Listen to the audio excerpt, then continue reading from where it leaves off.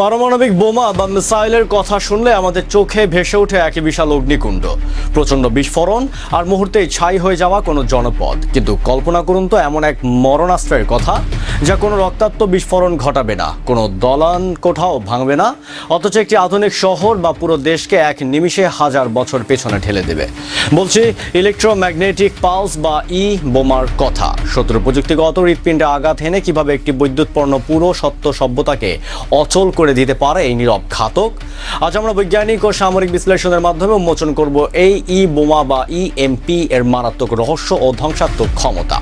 মূলত electromagnetic pulse বা বোমা প্রচলিত বোমার মতো সরাসরি কোনো অবকাঠামোগত আছড়ে পড়ে না।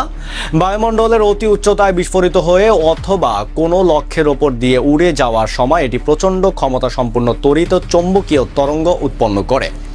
এই অদৃশ্য তরঙ্গ শত শত থেকে হাজার কিলোমিটার জুড়ে ছড়িয়ে পড়ে মার্কিন পাওয়ার গ্রিড, ট্রান্সফরমার এবং যাবতীয় বৈদ্যুতিক সংযোগ ভেতরে ঠিক দিক থেকে পুড়িয়ে বিকল করে দেয়। ফলাফল কোনো ধোঁয়া বা আগুন ছাড়াই পুরো একটি অঞ্চল মুহূর্তে আধুনিক প্রযুক্তি থেকে বিচ্ছিন্ন হয়ে পড়ে। প্রযুক্তিগত দিক থেকে বোমাকে প্রধানত দুই ভাগে ভাগ করা হয়। প্রথমটি হলো HNEMP বা হাই অল্টারনেটেড নিউক্লিয়ার ইএমপি।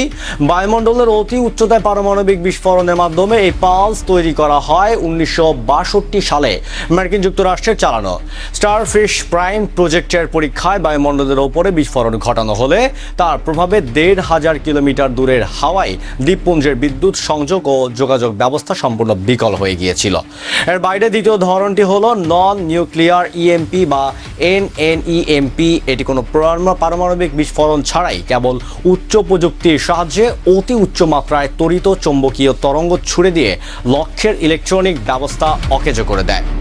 ভেবে দেখুন, একটি ব্যস্ত শহরের ওপর দিয়ে যদি একটি বোমা চলে যায় তবে কি ঘটতে পারে।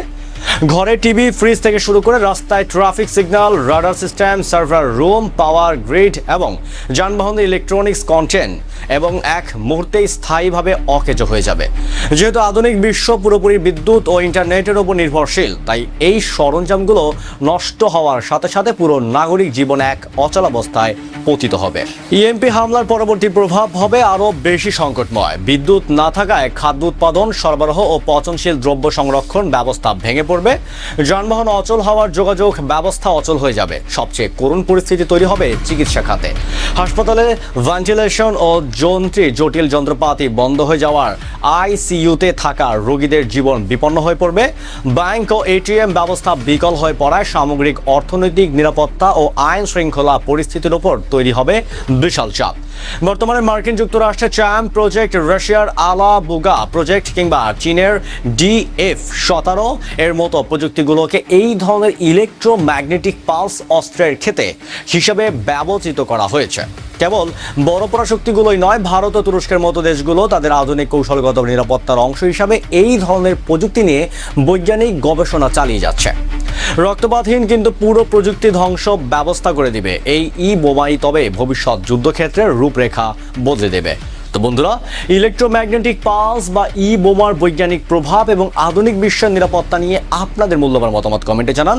সামরিক প্রযুক্তি, বৈজ্ঞানিক অ্যানালাইসিস ও আন্তর্জাতিক খবরের পলিসি ফ্রেন্ডলি আপডেট সবার আগে পেতে আমাদের চ্যানেলটি সাবস্ক্রাইব করে ভিডিওটি লাইক করে আমাদের সাথেই থাকুন। ধন্যবাদ।